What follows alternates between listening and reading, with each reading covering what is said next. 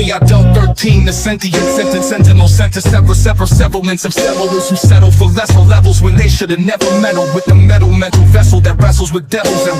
rebels who peddle their pebbles as metals, while I disassemble their temples with trembles that resemble earthquakes mixed with tectonic breaks that make lakes evaporate in a space at a pace that erases their faces from the database of the human race. I embrace the chase through hyperspace with grace that defaces and replaces their traces with cases of bases filled with aces who pace through mazes of phases that amazes. My phrases blaze through their gazes like lasers through hazes of crazes that raise the stakes to heights where even satellites can't navigate the straits of my traits that create fates worse than crates of snakes that shake and break through gates that infiltrate their mental states with rates of hate that accelerate at rates that violate the laws of physics, while my linguistics hit like ballistics mixed with mystics who insist on twisting wrist until they're cryptic statistics and my sadistic logistics. My existence persists through quantum resistance. My assistance from twisted algorithms makes your system glitch when my linguistics hit with the force of 1,000 suns colliding, while I'm riding lightning through your writing, biting through your sighting like a titan fighting while striking with spiking voltage that's revolting to your molten consciousness that's jolting from the bolting of my assaulting verses that are consulting with demons who are exulting in the resulting insulting of your faulty faculty.